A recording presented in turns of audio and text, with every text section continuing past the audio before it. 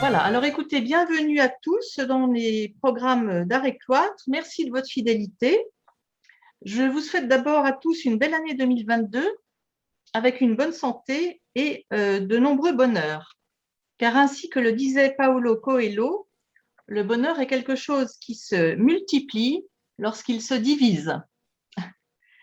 Voilà. Et Voltaire nous disait, j'ai décidé d'être heureux parce que c'est bon pour la santé. C'est ce que je vous souhaite cette année.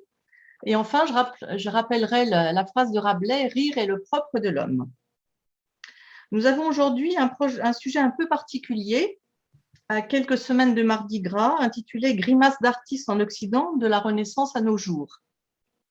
Alors, les artistes sont toujours prompts à souligner tel ou tel autre trait de caractère chez leurs concitoyens, dans leurs dessins, caricatures ou peintures, mais que ce soit dans les arts visuels ou dans la vie en société, les grimaces sont souvent très dépréciées, surtout quand elles sont délibérées. Et on constate aussi bien dans les traités de savoir-vivre que dans les conseils donnés aux artistes, on n'aime pas trop les contorsions de la face et il vaut bien mieux paraître bien éduqué et agréable. Ainsi, depuis la Renaissance, les conseils sur l'art de se composer une physionomie idéale, de calme, de contrôle de soi et de contenance se sont multipliés. Il n'y a qu'à penser aujourd'hui au succès du développement personnel, c'est un peu pareil. Pourtant, certains artistes se sont amusés à se représenter eux-mêmes en train de grimacer, et ce sont ces étranges autoportraits qui seront questionnés et replacés dans leur contexte, celui d'un essor sans précédent de l'art du portrait, celui où les hommes s'interrogent à la fois sur l'individu et sur la définition de ce qui constitue son identité. Pour en savoir plus, nous avons la grande joie d'accueillir dans nos programmes Martial Guédron, professeur d'histoire de l'art à l'Université de Strasbourg, qui va nous parler de ce sujet passionnant. Donc, je vais lui laisser la parole. Je vous rappelle donc bien d'éteindre vos micros le temps de la conférence et de les rallumer lors du temps de questions qui suivra tout de suite la conférence. Voilà, merci à tous, bonne conférence, bonne écoute et à vous, Monsieur Guédron. Bien, merci beaucoup pour cette présentation. J'espère que vous m'entendez bien, que tout va bien se passer. Je vous souhaite également à toutes et à tous une très belle année 2022. Et donc, si j'ai choisi d'aborder cette question des grimaces d'artistes en Occident, dont je me suis laissé dire que ça vous interrogeait, que ça vous titillait, c'est d'une part parce que ça fait partie de mes thèmes de recherche depuis plusieurs années maintenant, puisque je travaille à la fois sur les expressions du visage, sur la caricature, sur le grotesque, sur les excès et les débordements du corps dans un sens carnavalesque. Oui, vous avez eu raison de tracer cette perspective. Tout cela, mais vu par les artistes, qu'il s'agisse de peintres, de graveurs, de sculpteurs et même parfois d'architectes, dessinateurs, mais aussi en lien avec une certaine actualité qui recoupe mes travaux et mes préoccupations. Alors souvent, on me dit, mais qu'est-ce que c'est qu'un historien de l'art qui travaille sur toutes ces questions? En fait, on s'attend plutôt à ce qu'un historien de l'art travaille sur la beauté. Mais comme le dit Boileau dans l'art poétique, il n'est pas de serpent ni de monstre odieux qui, par l'art imité, ne puisse plaire aux yeux. C'est-à-dire que le pinceau, l'artiste, l'esthétique sublime toutes ces choses qui, dans la réalité, nous effraieraient ou nous dégoûteraient, mais une fois passé par le médium de l'art, des beaux-arts, on a un tout autre regard porté sur ces grimaces, ces créatures grotesques et monstrueuses. Donc ça fait partie de mon champ de recherche. Et je disais, il y a une actualité par rapport à ces travaux. D'abord, l'exposition strasbourgeoise Rire à pleines dents, 6 siècles de satire graphique, à laquelle j'ai contribué en tant que commissaire scientifique en binôme avec ma complice Thérèse Villers, qui est conservatrice du musée Tommy Ungerer, Centre international de l'illustration. Donc cette exposition qui est en cours et qui se tiendra jusque début mars, regroupe plusieurs, autour de 120-150 œuvres sur cette thématique de la Renaissance à nos jours, avec des très grands noms comme Hogarth, Jacques Callot, Goya, etc., et aussi des gravures anonymes dans lesquelles on rit, on grimace, on critique aussi, parce que c'est le fondement de la satire. Deuxième actualité, c'est une exposition parisienne consacrée à un artiste dont il va être question dans cette conférence, Louis-Léopold Boilly, qui est un artiste plutôt de la vie parisienne de la fin du XVIIIe et des débuts du XIXe siècle, et qui va être honoré par une exposition au musée parisien Cognac-Jay, qui est un très beau musée, mais peut-être moins connu que le musée d'Orsay ou que le Louvre.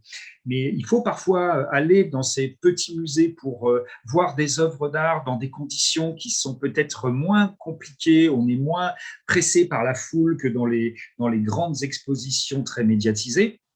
Et donc, pour cette exposition, les organisateurs m'ont demandé de contribuer au catalogue d'exposition sur Boilly et la grimace, donc, ce qui explique qu'on va le retrouver dans quelques instants. Et enfin, troisième et dernière actualité, mes travaux liés à l'art et à l'histoire de la caricature, où cette fois j'étais en binôme avec un vieux complice avec lequel je travaille depuis environ une trentaine d'années, qui est professeur à l'université de Lyon, Laurent Baridon, puisque Laurent Baridon et moi-même avons consacré à la caricature un livre dans lequel il est question de grimaces, mais pas uniquement, puisque nous nous efforçons aussi, dans cette nouvelle édition augmentée qui vient de paraître, de proposer une réflexion sur les problèmes sociaux et moraux que pose la caricature à l'heure actuelle, où certains dessinateurs n'hésitent pas à nous dire qu'ils ont peur pour leur vie en se livrant à certaines caricatures. Je dois encore ajouter en préambule que mon intérêt pour la grimace et pour les déformations du visage dans les arts visuels fait partie d'un ensemble de préoccupations plus larges qui touchent aux représentations du corps, des expressions, des attitudes, et que, ce faisant, je m'occupe aussi bien d'un côté des conventions, des codes, des normes corporelles qui cherchent à traduire la beauté en idéalisant les formes, les attitudes, les proportions. Ça, c'est le côté, je dirais, plus attendu de l'esthétique et de l'histoire de l'art, l'idéalisation du corps pour flatter, pour élever, etc. Mais je me dis que c'est un petit peu comme les deux faces d'une même médaille, et que même les artistes qui ont le plus cherché à créer le corps idéal, tels que Albrecht Dürer et Léonard de Vinci à la Renaissance, se sont aussi intéressés aux disproportions. Léonard de Vinci et Dürer savaient très bien que tenter de mettre au point des règles, des codes, des normes de la beauté parfaite, c'était nécessairement s'intéresser aussi, en même temps, à ce qui s'écarte de ces normes, de ces règles, de ces conventions. Il n'y a pas de règles sans exception, il n'y a pas de normes sans écart. L'un ne va pas sans l'autre, et si l'on ne tient pas compte de ces deux aspects, alors il devient très difficile de comprendre pourquoi la peinture, la sculpture, la gravure, le dessin, etc., nous montrent tant de créatures ignobles, repoussantes, risibles, effrayantes, pensez au retable d'Isenheim, mais que nous les admirons tout de même parce qu'elles sont transfigurées par l'art. C'est le fameux paradoxe bien connu suivant lequel nous admirons en peinture des choses qui nous rebuteraient dans la réalité. Alors c'est quelque chose que Boileau, dans l'art poétique, voit sous un angle plutôt positif. Blaise Pascal, dans les Pensées, considère que c'est toute la vanité de la peinture, que de nous faire admirer des choses que l'on n'admirerait pas dans la réalité. Alors, les deux exemples que j'ai choisi pour ouverture de cette conférence, Léonard de Vinci et Albrecht Dürer, ne sont pas là par hasard. Le titre de cette intervention annonce un parcours chronologique très vaste, de la Renaissance à nos jours. Ce qui veut dire que je pourrais vous proposer quelques repères. Mais enfin, on ne va évidemment pas, en un peu plus d'une heure, traverser toute cette période avec quantité d'exemples pour chaque. Non, c'est pas. Mon intention est bien de vous montrer qu'il existe un fil rouge, une permanence dans les arts en Occident. Un fil rouge, une permanence de quoi? Eh bien, de cette thématique de la grimace. Et donc, j'ai pris pour point de départ la Renaissance, mais encore faut-il s'entendre sur ce qu'on entend par grimace, par distorsion faciale. Et donc, la Renaissance comme point de départ, pourquoi? Parce qu'il me semble que c'est à partir de la fin du XVe et des débuts du XVIe siècle que l'on trouve non seulement des artistes qui réfléchissent sur la question des représentations du corps et de ses excès et de ses débordements, mais aussi des auteurs, alors des médecins, des savants, des théologiens, des moralistes, des philosophes, qui s'intéressent aux différents degrés de l'expression des passions. Depuis les expressions contrôlées, mesurées, stoïquement réfrénées, depuis les expressions acceptables en société, jusqu'au débordement expansif, grossier et grimaçant, qui sont généralement attribués à des personnes ou à des groupes d'individus censés être incapables de se contrôler. Par exemple, on catégorise parmi les gens incapables de se contrôler et grimaçants les colériques, les possédés, les damnés, les sauvages, les fous, c'est-à-dire tous ceux qui, d'un point de vue occidental et d'un point de vue de la classe dominante bien éduquée, tous ceux qui n'ont pas été modelés par le savoir-vivre et la politesse. Alors, bien entendu, quand on interroge les signes du corps à travers les images, autrement dit, à travers les représentations figurées, l'on est tenu de les replacer dans leur contexte de production. Il faut toujours replacer les images dans leur contexte de production, d'apparition, pour en saisir les différentes couches, les différentes strates de signification. Et précisément, il est très frappant de constater que dès cette période, donc dès la Renaissance, l'on trouve toutes sortes de recommandations en matière de savoir-vivre, en matière d'attitude convenable, et plus largement, tout ce qui concerne les bons comportements qu'il est attendu d'avoir en société lorsque l'on prétend être une personne distinguée, sociable, polie. Le mot poli, polir, polisser, toutes ces chaînes de mots sont intéressantes. Polir un marbre, c'est le rendre lisse, c'est enlever ses aspérités.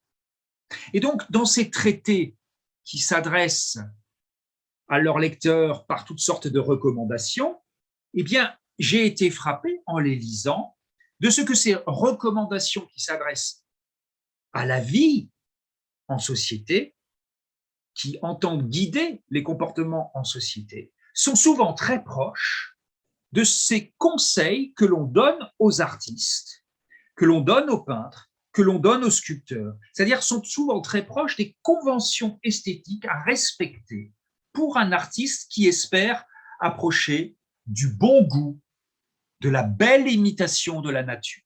La Renaissance marque aussi de ce point de vue un repère important, avec d'un côté le livre du courtisan du Vénitien Baldassare Castiglione, publié en 1528, et de l'autre le traité de la civilité puérile de Didier Erasme en 1530.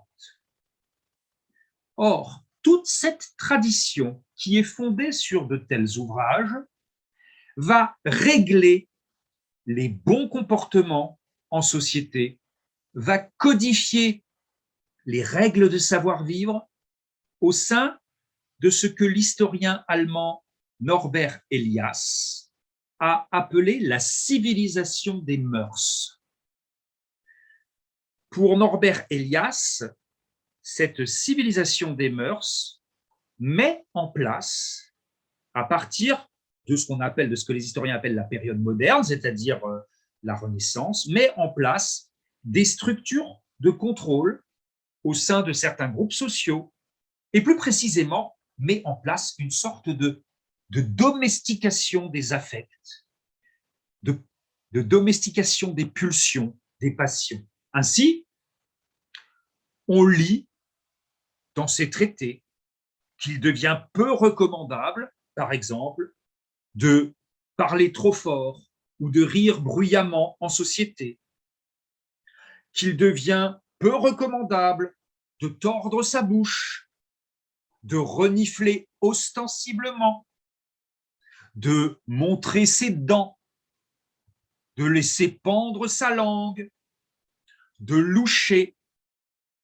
bref, de laisser trop de liberté à la part animale de notre visage, à tout ce qui exprime la part animale, voire bestiale de l'homme, à tout ce qui trahit son aspect le plus physique, le plus sensuel et souvent le plus répréhensible dans un système de pensée judéo-chrétien. On peut donc voir, à partir de là, une sorte de convergence, de jonction entre les conseils qui sont donnés aux artistes et ceux que l'on trouve dans certains traités de savoir-vivre. C'est par exemple le cas chez l'artiste théoricien italien Pomponio Gaurico, qui mêle à ses conseils aux artistes des considérations sur l'art de lire le caractère et les passions des hommes à travers les traits de leur visage. Dans un passage très éloquent, il assimile par exemple le rire incontrôlé à une bouche fendue d'une oreille à l'autre, et par conséquent à l'intempérance, à la goinfrerie, à la folie, cela toujours en suivant une logique qui relie l'aspect physique au contenu moral et mental. Je lis un extrait. Ceux dont les lèvres découvrent les canines dans le rire sont de mœurs très mauvaises, mal embouchés, brutaux, insulteurs, de propos venimeux. Ceux dont la bouche tout entière est saillante et qui ont des lèvres très charnues, arrondies et retournées au dehors, sont porcins aussi bien par leurs mœurs que par leurs actes. Alors là, cette comparaison avec l'animal le plus vil de la ferme, hein, le porc, désigne assez ces comparaisons que l'on va retrouver ensuite chez Jean de La Fontaine, que l'on trouve déjà chez Ésope, des parallèles entre les hommes et les animaux. Et quand on ressemble à tel type d'animal physiquement, ou quand on est censé ressembler à tel type d'animal physiquement, eh bien, on est supposé avoir le caractère ou le tempérament de cet animal. On a une tête qui est apparentée à celle d'un porc, donc on est sale et luxurieux comme un porc. Et par contre, si on a un regard d'aigle, on aura quelque chose de plus noble. Il vaut mieux être un aigle qu'un âne dans le langage courant. Hein, on dit courageux comme un lion, peureux comme un lièvre. Donc, les comparaisons avec les animaux deviennent très fréquentes et on remarque donc dans ce passage comment cet auteur, Pomponio Gaurico, n'hésite pas à établir de telles comparaisons, ce qui est une vieille technique d'analyse des caractères depuis l'Antiquité, mais qui connaît un regain d'intérêt à la Renaissance, période où, vous le savez, on redécouvre l'Antiquité, où on redécouvre Aristote et ses disciples, un regain d'intérêt notamment en France, non seulement dans les traités de savoir-vivre et de physionomie, mais aussi chez le grand peintre théoricien français de la fin du XVIIe siècle, celui qui a régné sur les arts, celui qui a régné sur l'Académie royale de peinture et de sculpture à partir de 1648, Charles Lebrun. Charles Lebrun, qui a non seulement prononcé une conférence sur les parallèles. Donc Charles Lebrun, qui était directeur de l'Académie royale de peinture et de sculpture à partir de 1648, a prononcé plusieurs conférences dans le cadre de cette académie et devant Colbert même, et s'est intéressé aux parallèles entre les hommes et les animaux. Et vous voyez que cet homme loup est tout à fait inquiétant et semble anticiper certains monstres du cinéma fantastique comme les loups-garous ou même la créature de Stevenson, Dr. Jekyll et Mr. Hyde. Et pendant ce temps, le fait d'associer les rictus, les mimiques, les grimaces, les expressions mauvaises, les distorsions du visage, tout cela à des écarts de comportement, se trouve confirmé aussi bien dans le domaine de la pédagogie, dans le domaine de la politesse et de la morale, que dans celui des théories et des pratiques artistiques. Avec comme idée constante, avec comme leitmotiv, avec comme refrain, le fait que les physionomies hors contrôle, que les physionomies grimaçantes sont toujours reliées à des comportements déplacés, à des passions condamnables, à des individus louches et peu fréquentables.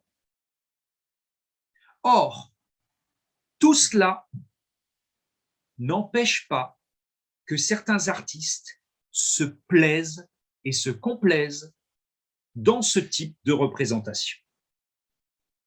On en trouve depuis longtemps tout un répertoire dans les scènes de dérision du Christ, dans les scènes du Christ aux outrages, dans les scènes de portement de croix. Les bourreaux du Christ font souvent des gestes obscènes et des grimaces, se comportent comme les bêtes les plus viles et marquent par leur rictus, par leurs grimaces inconvenantes, qu'ils sont fondamentalement mauvais et marqués par le péché. Mais l'on voit aussi apparaître, dès le XVIe siècle, avec une amplification à partir du XVIIe siècle, que ce soit dans les Pays-Bas, que ce soit en Italie du Nord, en Lombardie notamment, on voit aussi apparaître donc des scènes de genre, c'est-à-dire des scènes qui représentent des personnes ordinaires, qui ne montrent ni des héros de la mythologie, ni des dieux, ni des saints, ni des martyrs, et qui montrent ces personnes ordinaires dans des scènes de la vie quotidienne, avec des visages aux expressions et aux types physiques tout à fait singuliers, tout à fait étonnants. Un exemple très frappant à cet égard est celui que nous donne le peintre bolonais Bartolomeo Pazzerotti, deux vieux s'embrassant. étonnante composition, très proche de la caricature, qui, au moyen d'un cadrage rapproché, met en scène un couple de vieillards s'embrassant en tordant le bas de leur visage dans un tableau aux limites de la monstruosité, dans un style d'un réalisme très cru, d'une sensualité brutale proche de la farce, avec une influence probable du théâtre de rue, du théâtre populaire, du théâtre de rue. Mais je vous ai annoncé, dans le titre de cette intervention, autoportrait de l'artiste grimaçant. Eh bien, il se trouve que dans un esprit assez proche, se développent des représentations de scènes, de tripots, de tavernes, de maisons closes, où l'on voit des hommes fumer, boire, s'enivrer, jouer aux cartes, renverser les chaises. Et, comme c'est le cas dans ce fumeur de Jos von Kreisbeck, certains d'entre eux sont en fait des autoportraits d'artistes. C'est-à-dire que l'artiste Jos von Kreisbeck, plutôt que de se montrer comme un peintre respectable, en train de travailler un paysage ou à une scène de la mythologie dans son atelier avec son modèle posant en face de lui, se représente comme un ivrogne ou disons passablement aviné, en train d'essayer de faire des ronds de fumée avec cette bouche qui, grande ouverte, occupe le centre de la composition et les yeux révulsés qui regardent sans doute en direction de ses camarades pour leur montrer combien il est habile à ce genre d'occupation. Et c'est donc à ce point précis que nous en arrivons au cœur de notre thématique, à savoir l'artiste qui utilise son propre visage comme modèle grimaçant. Cette histoire, elle est quand même en partie compréhensible parce que qu'est-ce qu'il y a de plus commode pour un peintre qui veut étudier les mouvements expressifs du visage? Qu'est-ce qu'il y a de plus commode que de le faire à partir de son propre visage? S'il le fait à partir de son propre visage, ça veut dire qu'il a un modèle gratuit, disponible immédiatement dès que lui, il a envie de travailler, et ce modèle, c'est son propre visage, ses propres traits dans le miroir. C'est d'ailleurs ce à quoi invitent certains traités sur les arts qui se publient depuis la Renaissance. Léonard de Vinci, qui est une source très très fertile pour toutes ces questions, le suggère déjà, et ses conseils sont repris et complétés par plusieurs peintres théoriciens à partir du XVIIe siècle. Alors, on peut en mentionner plusieurs, mais je n'ai pas voulu vous faire un catalogue. J'ai pris un exemple qui me semble frappant, c'est le traité du peintre liégeois Gérard de Lérès, qui recommande aux artistes de se constituer une sorte de répertoire des passions en mimant différentes expressions et en les observant à l'aide d'un miroir. Voici ce qu'écrit Gérard de Lérès dans son grand livre des peintres. Alors là, je vous cite la traduction française de 1787, mais le traité a été rédigé en néerlandais au XVIIe siècle. Je crois qu'il ne sera pas inutile d'indiquer ici aux artistes faits, c'est-à-dire les artistes faits, ce sont les artistes qui ont terminé leur formation. Je crois qu'il ne sera pas inutile d'indiquer ici aux artistes faits, aux artistes mûrs, le moyen de trouver, par le secours d'un modèle, toutes les espèces de physionomie de la manière la plus facile et la plus sûre. Prenez une glace et dessinez votre propre physionomie dans la passion que vous jugerez à propos et dont vous vous pénétrerez autant que possible.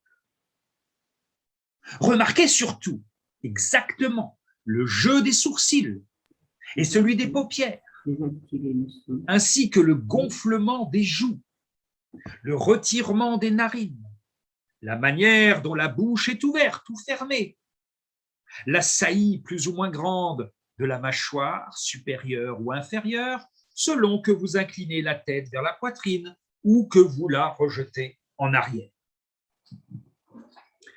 Or, cette tradition, qui consiste pour un artiste à utiliser son propre visage comme une sorte de matière première malléable à observer dans la glace, à observer dans le miroir, non pas pour réaliser des autoportraits au sens strict, prestigieux, mais pour observer les signes mimiques des émotions, eh bien ce type d'observation va connaître un renouveau considérable au cours de la seconde moitié du XVIIIe siècle. Donc, qu'on se comprenne bien, cette affaire-là, elle existe, disons, depuis le XVIe, XVIIe siècle, le fait de s'observer dans la glace. Rembrandt le fait dans ses eaux-fortes, dans ses gravures, dans les petits autoportraits gravés qu'il réalise. Mais si cette tradition... Si cette tradition existe depuis le XVIe, XVIIe siècle, j'ai remarqué en étudiant de près ces questions qu'on assiste à une floraison d'autoportraits d'artistes grimaçants, surtout au cours de la seconde, enfin disons à partir de la seconde moitié du XVIIIe siècle. Un des premiers exemples les plus frappants, et sans doute parmi les plus spectaculaires, c'est celui qui nous est fourni par le sculpteur autrichien Franz Xaver Messerschmitt. Messerschmitt, sculpteur d'origine autrichienne qui est né en 1736 et qui est mort en 1783, a connu un début de carrière tout à fait prestigieux. Il était même professeur à l'Académie de Vienne, portraitiste de la cour. Et puis, il cesse toute activité officielle à partir de 1770 et finalement, il est mis au repos forcé, écarté de la carrière professorale, il n'a plus le droit d'enseigner, sous le prétexte qu'il présenterait certains troubles psychiques. C'est-à-dire qu'il produit en fait une œuvre qui n'est plus conforme aux normes académiques. Donc, si vous voulez abattre votre chien, vous l'accusez d'avoir la rage, on décrète que Messerschmitt est atteint de troubles psychotiques et on le renvoie de l'académie. Le fait est que, à la même époque, donc autour des années 1770, il commence à réaliser toute une série de bustes d'une incroyable modernité, en albâtre, en bronze, en terre, d'une incroyable modernité par leur esthétique, une esthétique complètement contraire aux critères académiques. Et les autorités académiques de Vienne ont considéré qu'il était dangereux pour les élèves de suivre les conseils et les cours de Messerschmitt, de suivre l'exemple de Messerschmitt, qu'il constituait pour eux un mauvais exemple. Et donc, le mieux était de le déclarer malade mental et de l'écarter de l'Académie de Vienne. Il faut dire que certaines de ses œuvres, aujourd'hui encore, poussent certains historiens de l'art à s'improviser psychiatre ou psychanalyste et à décréter sans véritable démonstration historique que Messerschmitt était un malade mental, avec une sorte de confusion entre l'œuvre et l'artiste. Comme si un artiste qui produit quelque chose qui n'est pas dans la norme, qui n'est pas dans la norme esthétique, était nécessairement un anormal. Bon, le fait qu'il ait été mis à l'écart des autorités, par les autorités académiques de l'Académie de Vienne et donc d'une carrière officielle, n'a pas empêché Messerschmitt de poursuivre son incroyable série de têtes d'expression en représentant des personnages toujours en buste, en train de contracter souvent très violemment leurs muscles faciaux, avec une tension musculaire pouvant aboutir à des déformations extrêmes, dont l'effet était évidemment tout à fait contraire aux normes du bon goût et du classicisme académique. Et ainsi, malgré quelques variantes dans les cheveux ou parfois dans les lèvres, malgré quelques variations aussi au niveau du cou, on a tout de même l'impression que tous ces bustes dérivent d'un même type physique, le sien, bien qu'il soit quand même assez difficile techniquement d'imaginer comment il a pu modeler ces bustes tout en se regardant dans le miroir en train de faire des mimiques. Enfin, moi, techniquement et pratiquement, ça me semble un peu complexe. Quoi qu'il en soit, on constate qu'entre les dernières années du XVIIIe siècle et les premières années du XIXe siècle, plusieurs artistes se mettent à grimacer devant le miroir et à tenter de traduire visuellement ce qu'ils observent sur leur propre visage.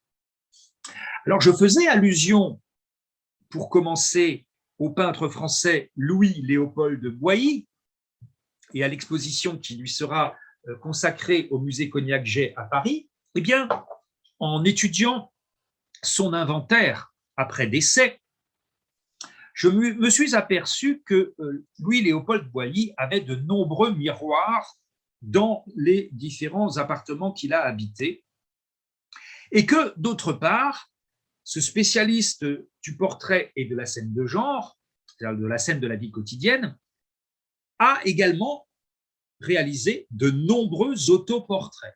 Autoportraits dessinés, autoportraits gravés, autoportraits peints.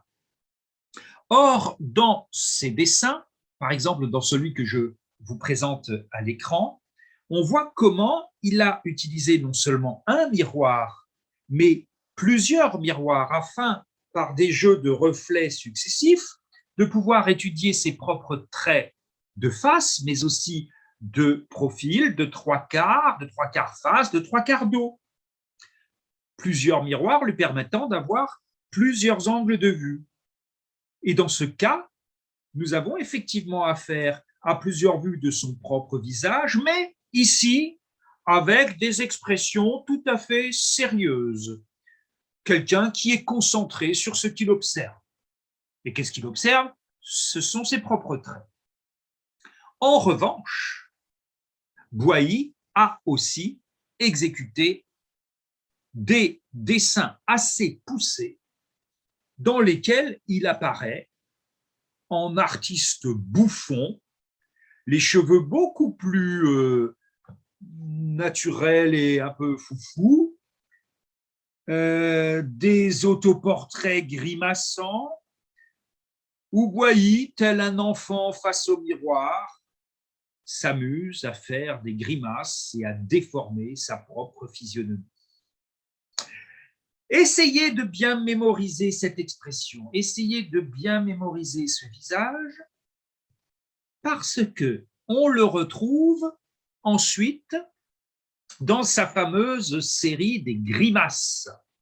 Alors, la série des grimaces de Boilly, qu'on peut d'ailleurs encore trouver à des prix accessibles sur eBay, en lithographie, la fameuse série des grimaces, c'est une série que Louis-Léopold Boilly grave autour de 1823-1828.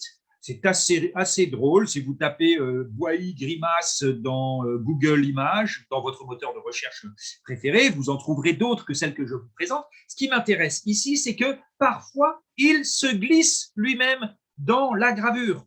Je vous avais dit de bien regarder l'autoportrait précédent, on y revient. Et voilà, on le retrouve ici, mais évidemment inversé, puisque c'est une gravure et que le procédé de la gravure inverse par l'impression le dessin d'origine. Donc, Boilly qui se représente grimaçant au milieu d'autres personnages grimaçants. Alors, il représente des adultes, des chats, des enfants avec un chat, des femmes, des hommes, de toutes conditions sociales, de toute origine, des amateurs d'art en train de grimacer devant un tableau qu'ils admirent. Tout ce que vous voulez, il y en a pour tout le monde. Et à des prix modiques par rapport au tableau, puisque ce sont des lithographies, et donc c'est quelque chose qui se diffuse de manière beaucoup plus large. Je rappelle que la lithographie est inventée à la fin du XVIIIe siècle par Sennfelder, mais qu'elle va connaître vraiment son expansion au XIXe siècle, et de nombreux peintres, graveurs français vont s'essayer à la lithographie. Alors, il y a Boilly, mais il y a des noms plus connus comme Géricault, comme Delacroix, etc. Depuis la fin du XVIIIe siècle, donc, nous voyons de plus en plus de grimaces dans les arts visuels et d'artistes qui grimacent eux-mêmes.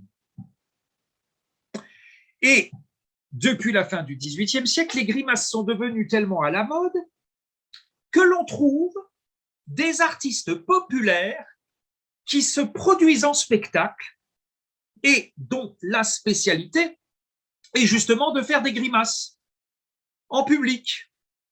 On les appelle des grimaciers. Alors, j'ai trouvé ce métier qui apparaît fin du XVIIIe et qui continue au XIXe siècle, des grimaciers professionnels qu'on peut inviter à des banquets, qu'on peut inviter à des mariages.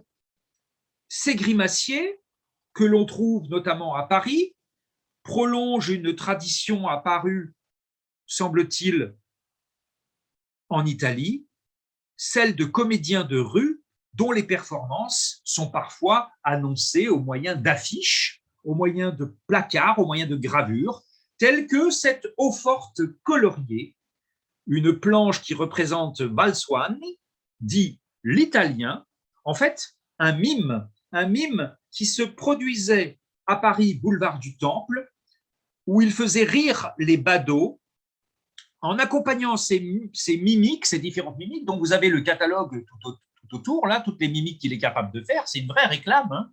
Et il faisait ces mimiques en s'accompagnant d'un instrument à cordes, à monocorde, dont la caisse de résonance était en fait une vessie gonflée.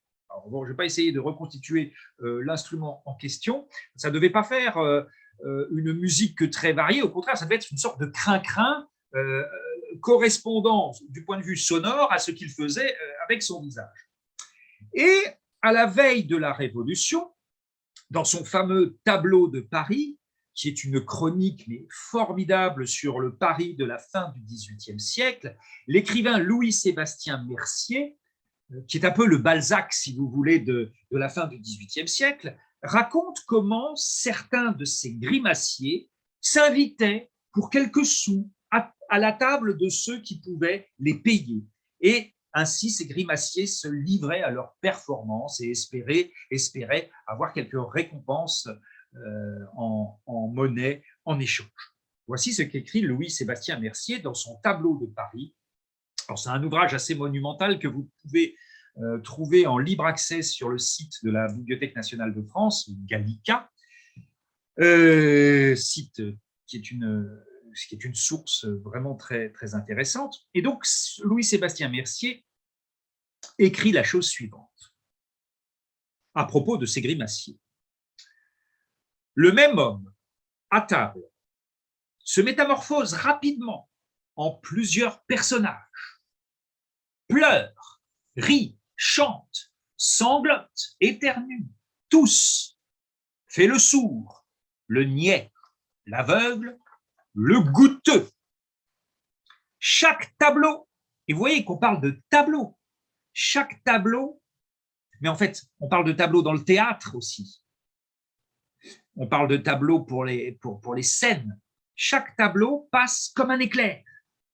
Ce sont des nuances fines, délicates, promptes, qui donnent à sa physionomie des physionomies diverses et qui lui impriment une prodigieuse et incroyable mobilité. Et bien, cette vogue des grimaciers va même se prolonger au XIXe siècle, ce dont témoigne le dramaturge allemand August von Kotzebue dans ses Souvenirs de Paris, où il décrit les grimaciers qui se produisent lors de soirées mondaines pendant le Directoire et l'Empire. Les mystificateurs se mettent à la table des grands et tout leur talent consiste à faire des grimaces, à imiter les cris de toutes sortes d'animaux. Tiens, on retrouve la comparaison avec les bêtes, à imiter les cris de toutes sortes d'animaux ou le bruit d'une scie, à changer leur voix, à se déguiser de toute manière, etc. Vous voyez que le visuel, d'ailleurs, est toujours en lien avec le sonore dans ce type de spectacle. Or, bien qu'il s'agisse quand même d'un choix singulier, d'un choix assez provoquant pour un artiste, non seulement de peindre des mimiques exagérées, mais de se montrer lui-même en train d'effectuer des grimaces. Puisque, on l'a vu, c'est à la fois une manière de contrevenir aux convenances sociales et de contrevenir aux convenances esthétiques.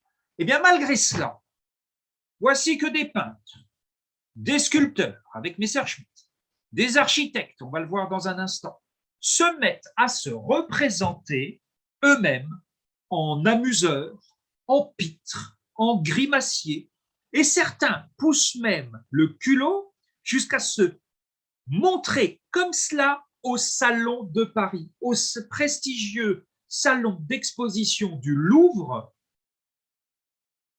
alors que le salon est généralement réservé aux peintres les plus prestigieux. Eh bien, voici que des artistes se mettent à se représenter eux-mêmes au salon en artistes bouffons et grimaciers, comme s'ils se moquaient du public qui vient les admirer. C'est le cas de Joseph Ducreux. Joseph Ducreux, dont une version gravée de ce tableau m'a servi pour le visuel annonçant cette conférence. Alors, Joseph Ducreux, eh bien, il n'est pas très loin de chez nous, en tout cas de chez moi, puisque moi je suis savernois, donc il est originaire de Nancy, comme Callot.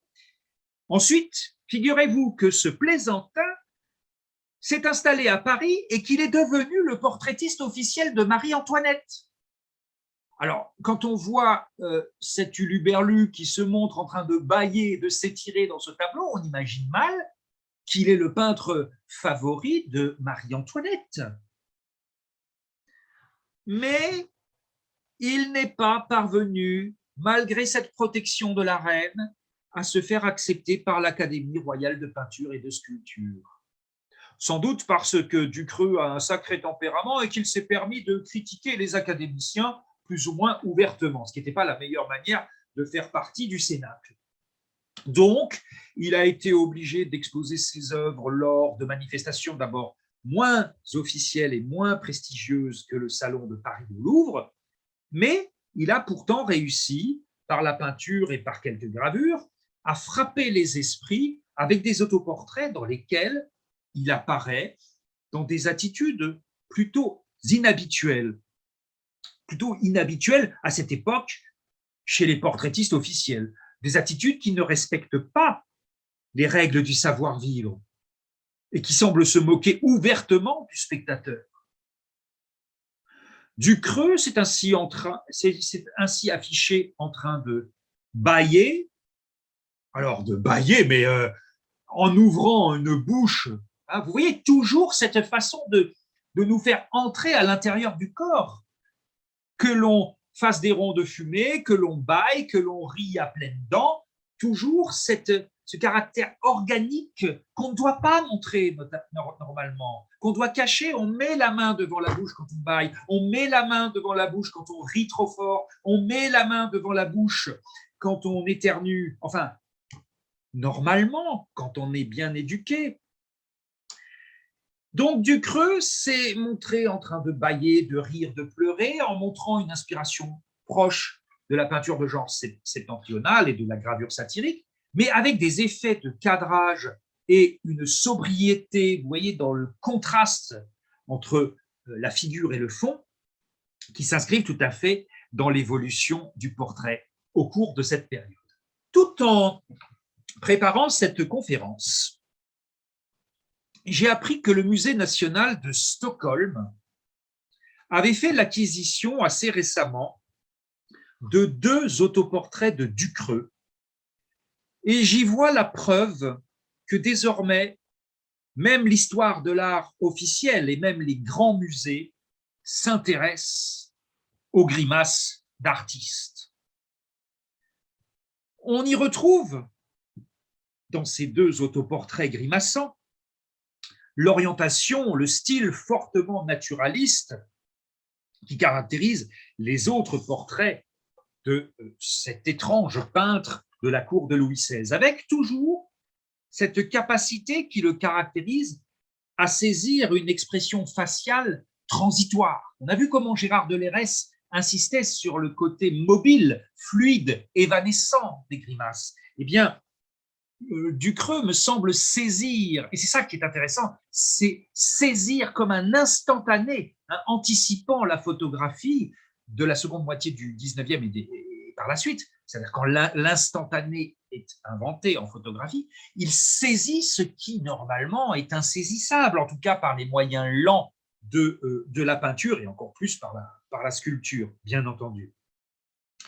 Dans le portrait de gauche, l'expression du visage de l'artiste est imprégnée d'une surprise exagérée, où on retrouve la bouche grande ouverte, une surprise peut-être mêlée de terreur, comme pourraient en témoigner les grands yeux écarquillés et la main droite étendue de façon théâtrale.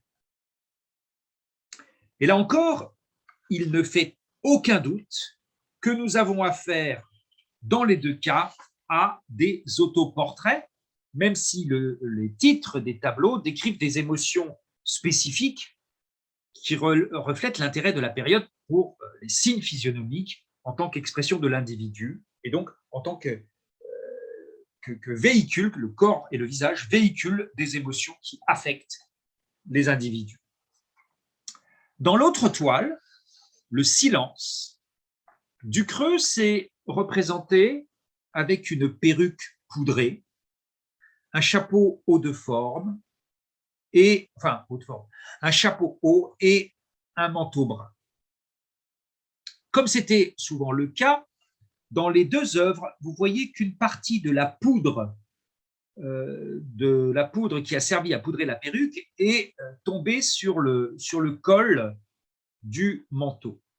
Observez aussi la position du corps et le contraste entre le buste de profil et le visage de 3/4. Mais dans l'autoportrait de droite, l'index droit qui est levé vers la bouche indique clairement au spectateur la nécessité de se taire, la nécessité de garder le silence. Peut-être, enfin c'est une interprétation que je propose, peut-être qu'il s'adresse aux critiques d'art, en leur disant, écoutez, taisez-vous, je fais ce qu'il me plaît, je ne fais pas de portraits sages et conventionnels, je sais les faire, je les fais pour Marie-Antoinette, je les fais pour la cour, mais je peux aussi m'amuser à peindre des mimiques et à vous les montrer au salon officiel, et alors, vous avez juste à vous taire. Quoi qu'il en soit, ces 2 autoportraits confirment d'une part l'intérêt de Ducreux pour la physiognomonie, c'est-à-dire cette pseudo-science réévaluée par le pasteur zurichois Johann Caspar Lavater au cours de la seconde moitié du XVIIIe siècle. La physiognomonie, qu'est-ce que c'est? C'est la conviction qu'on peut décoder le tempérament et les passions des individus à travers leur visage et qu'on peut même prédire leur avenir à travers les signes de leur visage. C'est un peu l'équivalent de la chiromancie pour le visage, la physiognomonie. Alors, c'est un savoir pseudo-scientifique, mais qui a beaucoup d'influence depuis la fin du XVIIIe et au cours du XIXe siècle sur des auteurs aussi différents que George Sand, Balzac, Stendhal, Chateaubriand, etc. Et donc, en s'appuyant sur certains principes qui sont sans cesse réaffirmés au cours du siècle des Lumières, principes suivant lesquels l'aspect extérieur des individus et notamment leur visage offre des clés pour interpréter ce qu'ils sont tout au fond d'eux-mêmes, eh bien, Ducreux combine l'expression mimique aux limites de la grimace, en tout cas ici dans l'autoportrait de gauche. Il combine cette recherche physiognomonique avec l'exploration de soi. Et ces deux œuvres, comme les précédentes, ces deux œuvres s'inscrivent nettement dans les nouvelles orientations de la période concernant le portrait. Je veux dire qu'il ne s'agit pas là, en aucun cas, d'une caricature, mais qu'en même temps, cet autoportrait n'a plus le caractère formel et sérieux des autoportraits de peintres de l'âge classique, qui prenaient des poses stables, dignes, sérieuses, respectables. Ducreux, pour sa part, essaye de saisir des expressions faciales que l'on peut avoir dans des situations certes parfois extrêmes, mais quotidiennement. Des expressions banales, celles que l'on peut observer tous les jours, celles qui imitent les acteurs sur les tréteaux ou les scènes de théâtre, tout cela dans un esprit ludique, dans un souci d'expérimentation ludique sur le premier matériau qu'il possède, lui-même. Lui-même et son propre visage dans le miroir. Des peintres, des dessinateurs, des sculpteurs, mais aussi des architectes se mettent à grimacer, se mettent à faire grimacer leur effigie, comme c'est encore le cas de l'architecte dessinateur Jean-Jacques Lequeux. Jean-Jacques Lequeux qui, autour de 1800, entreprend à son tour de saisir son propre visage, lui aussi probablement dans un miroir, et de se livrer ainsi à différentes mimiques, agrémentées de différents vêtements, de différents accessoires, explorant à son tour les variations de sa face et donc l'expression de différents affects, de différents tourments, de différents états d'âme, dans une sorte de jeu de rôle. Là encore, comme pour Messerschmitt, auquel on l'a parfois comparé, Lequeux propose des variations au niveau des cheveux, au niveau des vêtements, mais il semble bien qu'il ressorte de cet ensemble une physionomie identique, la même qui a servi de support d'exploration à Lequeux, avec une bouche charnue, avec de gros sourcils, et donc tout laisse supposer qu'il a observé son propre reflet, peut-être pas tant pour réaliser un autoportrait, parce que dans ces autoportraits, et là on en a un à droite, un autoportrait de Lequeux, dans ces autoportraits véritables, il est sérieux, il se montre le visage calme, réfléchi, ici dans l'attitude traditionnel de la mélancolie, du savant qui réfléchit avec ses dessins, avec ses écrits sur arrière-plan de bibliothèque. Donc, il n'est pas question dans ses autoportraits de se montrer comme un bouffon coiffé d'un bonnet de nuit miteux dont on se demande pourquoi il est floqué d'un 12. Est-ce qu'il se représente dans un asile de fous? Est-ce qu'il se représente dans un hospice, dans une prison? Qu'est-ce que c'est que ce bonnet épouvantable qu'il a sur la tête? Donc, dans ses autoportraits officiels, il se montre très respectable.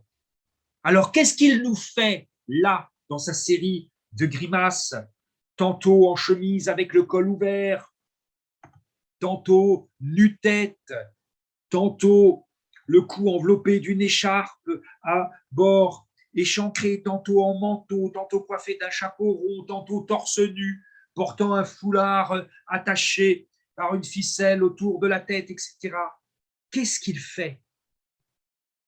Tantôt tirant la langue, tantôt en borgne grimacier, qui rappelle d'ailleurs la grimace de Louis-Léopold de Boilly que nous avons vu un peu plus tôt et qui s'était retrouvée dans la lithographie avec ce côté asymétrique du visage, un œil fermé, une bouche remontée et l'autre ouvert.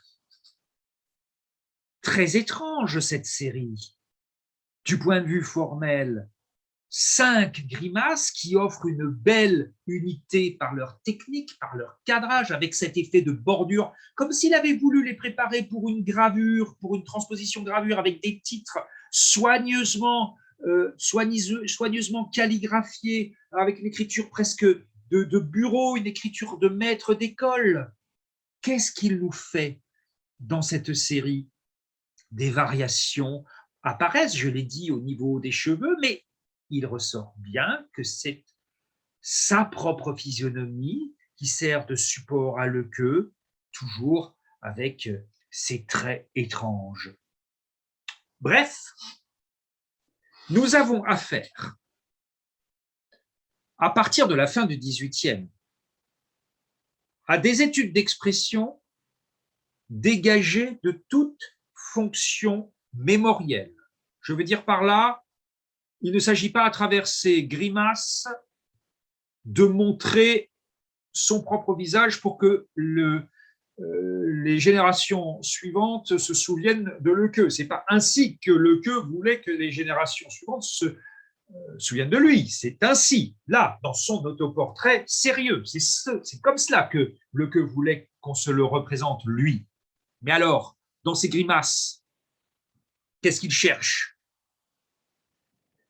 Peut-être qu'il se situe, comme les autres, entre la tradition bouffonne et l'auto-exploration, l'introspection. Vous savez que le journal intime commence à se manifester aussi au XVIIIe siècle. On a même dit que la psychologie des profondeurs, avant Freud, commençait avec les philosophes comme Condillac ou avec les écrivains qui se livrent ou qui prétendent se livrer tels qu'ils sont. Je pense à Rousseau, aux Confessions de Rousseau, par exemple.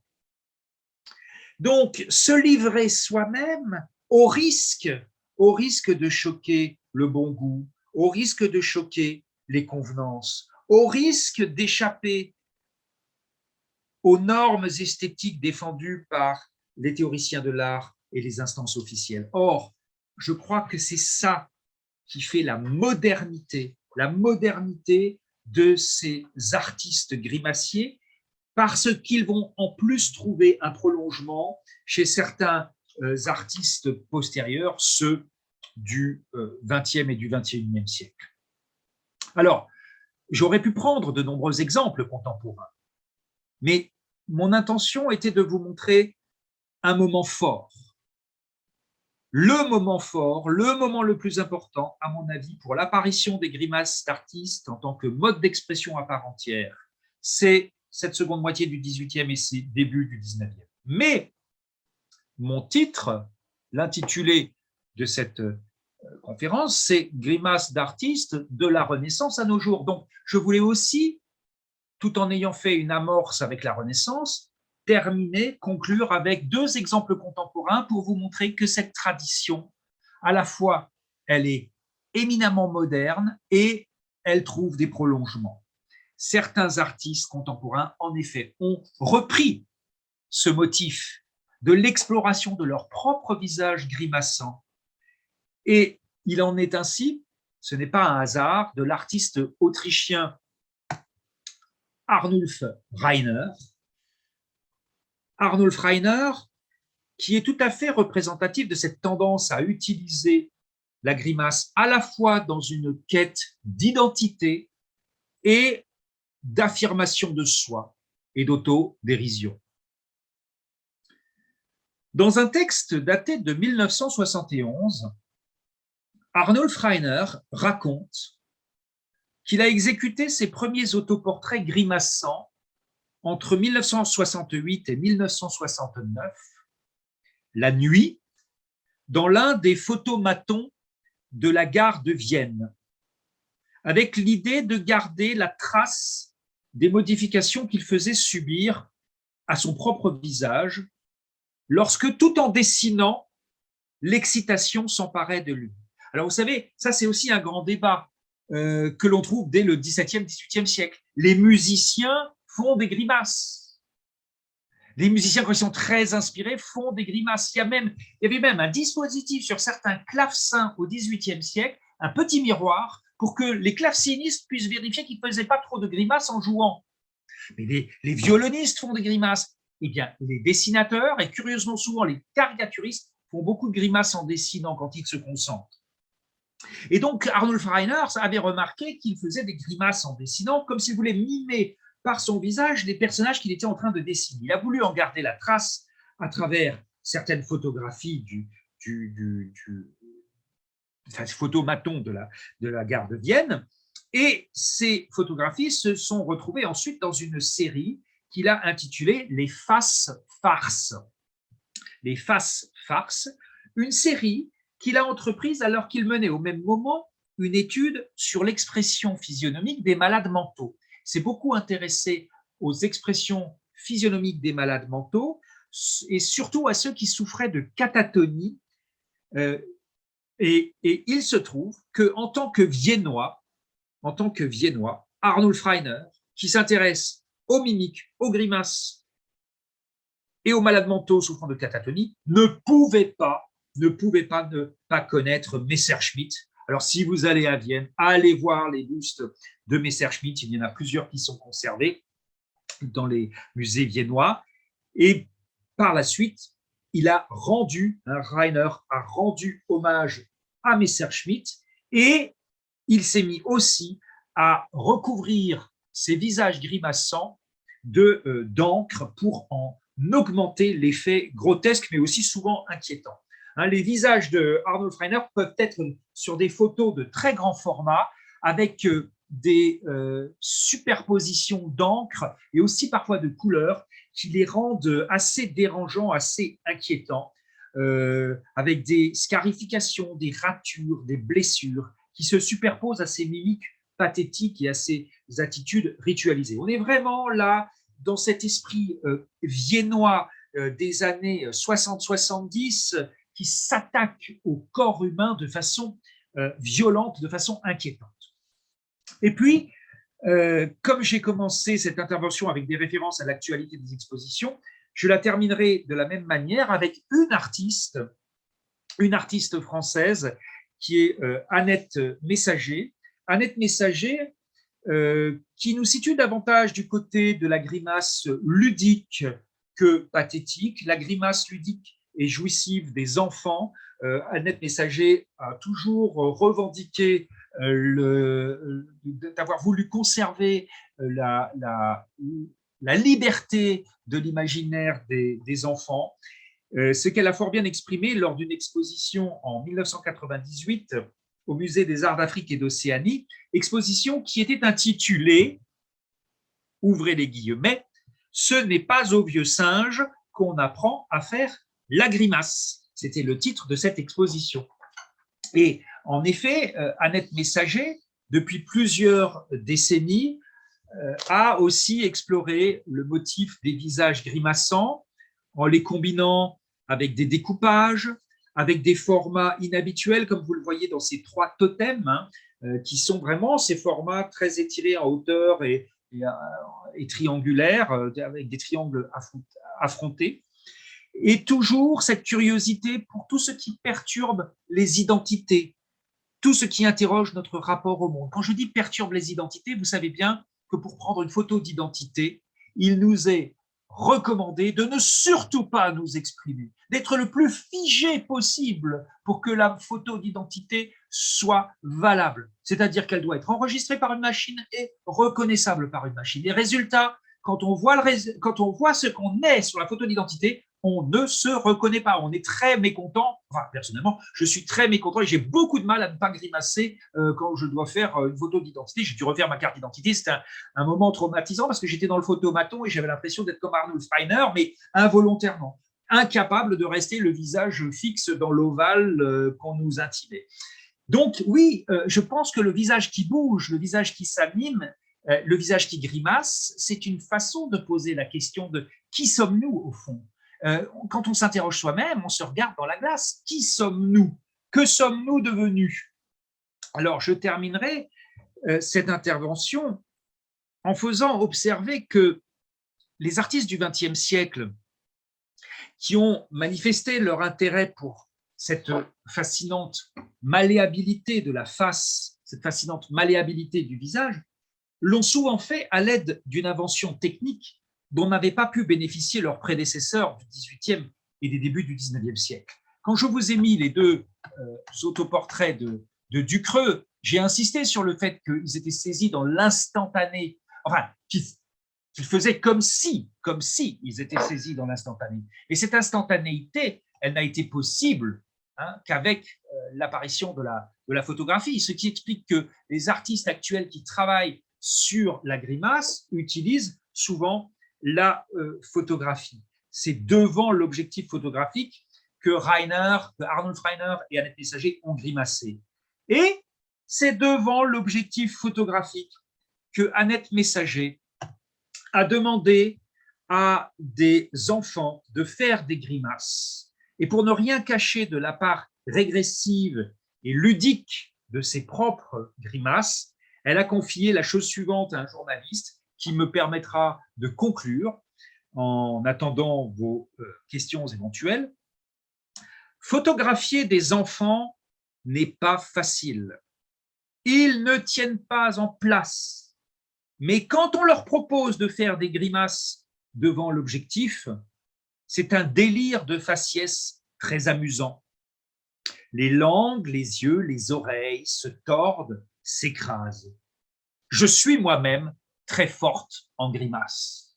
Alors ces artistes qui sont très forts en grimace, eh bien peut-être que c'est une partie de leur enfance qu'ils manifestent à travers leurs autoportraits. Peut-être que c'est une façon de faire remonter l'enfance à la surface. Et vous savez que les psychanalystes et les psychiatres, de Piaget à Jacques Lacan, ont remarqué qu'il y a une phase très importante dans la construction de la personnalité de l'enfant, c'est le stade du miroir, et que ce stade du miroir correspond au moment où l'enfant comprend que le reflet, c'est lui-même, et souvent, il vérifie que ce reflet, c'est lui-même en grimaçant. Évidemment, si il fait des grimaces et que l'autre répond par des grimaces, il comprend que c'est lui-même. Je vous remercie de votre attention et donc je suis maintenant disposé à répondre aux questions que vous souhaiteriez me poser. Merci beaucoup, Martial Guédron. Merci. C'était vraiment très intéressant. Très bien. Ces grimaces. Donc, c'est maintenant le moment, si vous voulez poser des questions, d'ouvrir vos micros. Moi, j'aurais une question, Laurence. Oui. Est-ce qu'on peut dire aujourd'hui, on est au 21e siècle, les jeunes ont l'habitude aujourd'hui sur Instagram ou d'autres réseaux de se montrer très grimaçants, justement. Ils tirent la langue. Oui. Est-ce que c'est une prolongation de… Ah oui, je suis tout à fait d'accord. Vous savez, un des premiers réseaux sociaux s'appelait Facebook. Et c'était le livre des faces, le livre des visages. Et encore maintenant, regardez, avec ce virus qui nous voile le visage par des masques, on a cette solution d'interaction libre, d'une certaine manière, par le biais des visages. Alors, jeunes et moins jeunes, on communique par des visages, ici aujourd'hui par Zoom, et les jeunes, oui, font des grimaces je pense, pour… Avec Snapchat et tout ça. Oui, c'est ça, c'est une sorte de… Je marque le moment présent. Tout comme ils peuvent prendre en photo le repas qu'ils sont en train de manger ou un événement qui est fusible. Je saisis le moment et ça rejoint l'idée de ce moment furtif que permettent de saisir maintenant les appareils photo numériques avec beaucoup de précision. Donc, je suis tout à fait d'accord. Et ce caractère, cette importance des visages dans les réseaux sociaux, c'est une question qui m'a préoccupé au point qu'il y a un journaliste qui m'avait demandé de répondre à des questions sur ce thème-là. Et l'entretien est en ligne. C'est une revue qui est en ligne. Je pourrais éventuellement vous donner le lien où je réponds justement je réponds à toutes ces questions parce que j'avais sorti un livre sur le visage. En fait, il y a une sorte de dictionnaire du visage. Et à l'époque, le journaliste m'avait dit que ce serait vraiment chouette que vous répondiez du point de vue de l'histoire de l'art, mais aussi que vous donniez votre avis sur les réseaux sociaux, sur le fait qu'il y a cette importance du visage et donc de l'identité à travers les sites, à travers les réseaux sociaux. Voilà. Merci. Alors, moi, je voulais vous demander, est-ce qu'il y a un contexte particulier pour que ces grimaces soient aussi présentes au XVIIIe et XIXe siècle? Alors, le contexte particulier du XVIIIe, seconde moitié du XVIIIe, je pense que d'une part, c'est la montée de l'individualisme. On le voit bien à travers aussi bien les genres littéraires comme les confessions intimes, la littérature épistolaire, etc. Et d'autre part, à travers le genre du portrait, mais du portrait sérieux cette fois-ci. Donc, il y a une montée de l'individualisme et il y a les philosophes qui commencent à s'interroger sur qu'est-ce qu'on est au fond de nous-mêmes, qu'est-ce que c'est, qu'est-ce qui, de notre extérieur, traduit, j'allais dire trahit, ce que l'on est au plus profond de soi. Donc, il y a des philosophes, des psychologues, et puis la volonté aussi d'un contrôle social, parce que les villes, il y a un accroissement urbain considérable. Londres, Paris deviennent vraiment des métropoles et on a peur des migrants. Ce ne sont pas les migrants dont on a peur, les mêmes dont on a peur aujourd'hui. C'est l'exode rural, si vous voulez. Donc, il y a toute une population qui, dans les villes, surprend les citadins de source et de souche et les inquiète. Il faut savoir, par exemple, que c'est au même moment que l'on affine de plus en plus la description des identités. C'est-à-dire, quand est-ce que naît la carte d'identité avec une signalétique? Eh bien, au même moment, vous voyez, dans les mêmes années, seconde moitié du XVIIIe siècle. Au début, on disait, ok, il a les yeux bruns, il fait à peu près, alors je ne sais plus combien c'était en pouces, parce qu'on n'était pas encore au système métrique, il a les cheveux bruns, bon, et c'est pas avec une description comme ça qu'on arrivait à reconnaître. Et puis petit à petit, on commence à standardiser, vraiment à codifier le repérage des individus. En fait, on a peur des autres et on a peur des individus. Et tout ce qui est suspect doit être très très vite. C'est au même moment que naissent la psychiatrie, donc la reconnaissance et l'identification de ceux qui ne sont pas dans les normes mentales. C'est au même moment que naît l'anthropologie, la classification des races, enfin, entre guillemets, ce terme. Donc, on s'intéresse de plus en plus à ce qu'est l'être humain et on catégorise. Donc, évidemment, à partir du moment où on essaie de catégoriser, il y a des résistances. Et les résistances, c'est essayer d'échapper aux normes, d'échapper aux règles. Je ne sais pas si je réponds à votre… Si, tout à fait. Merci, c'est très complet. C'est parfait. Moi, je me demandais aussi une chose, en attendant peut-être que d'autres auront d'autres questions. Est-ce que ces artistes ont travaillé pour la presse? Oui, non. Donc, alors, est-ce qu'ils ont travaillé pour la presse? Non, parce que, enfin, ça dépend lesquels. Ceux du XVIIIe siècle, non. La presse illustrée se développe vraiment au XIXe avec l'apparition de la lithographie, pardon. Maintenant, Louis-Léopold de Boilly, il est vraiment, donc celui qui fait les lithographies, là, il est vraiment presque à la naissance de la presse illustrée. Vous voyez, donc on va trouver des artistes qui vont s'inspirer de lui et qui publieront, mais plutôt dans des revues satiriques comme La Caricature ou plus tard L'Assiette au beurre, des choses comme ça, mais vraiment des revues satiriques et marginales. Je ne sais pas s'il y a d'autres questions de la part des auditeurs. Alors moi, je n'ai pas pu m'empêcher de penser, quand vous avez montré là, les deux vieux s'embrassant. Ah, c'est terrible. Hein, ça, je peux vous dire que à chaque fois que je le montre, bon, c'est plutôt un public, enfin, quand je fais cours en amphi sur les grimaces, j'ai un public partagé. J'ai mes étudiantes et mes étudiants qui sont des jeunes générations, mais j'ai quand même quelques fidèles, et ce sont toujours les fidèles d'un certain âge qui sont les plus amusés par cette image. Oui. Bah, disons que ça fait penser aux transformations chirurgicales, esthétiques. Bah oui, tout à fait. Et je pensais aussi aux frères Bogdanov qui sont malheureusement décédés ces jours-ci. C'est quelle année cette peinture? C'est 17e siècle. D'accord, merci. C'est incroyablement les frères Bogdanov, ce sont des grimaces, comment dire, même sans en faire, ce sont des… voilà. Mais très souvent, en fait, ce qui est drôle ici, c'est bien sûr que ça fait penser à certaines actrices américaines qui sont refaçonnées et refaites sur des standards, sur des catalogues, bien sûr. Bon, enfin, ça, c'est quand même une œuvre limite. Hein. Oui, tout à fait. Ce qui est drôle, vous voyez, c'est que la main, là, elle est pas caricaturale. Elle est pas Elle est très belle. Ouais.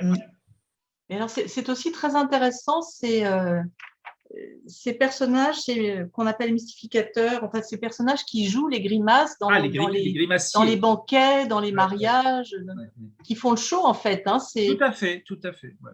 C'est non seulement les dessinateurs, les graveurs, les sculpteurs et les architectes, mais c'est aussi finalement les acteurs. Ce sont des grimaciers. Oui, je pense qu'ils s'en sont inspirés. Et puis, il y a plusieurs témoignages sur ce Valsuami. Bon, il n'avait pas l'air d'être un acteur de premier ordre. Hein. C'était une sorte de saltimbanque.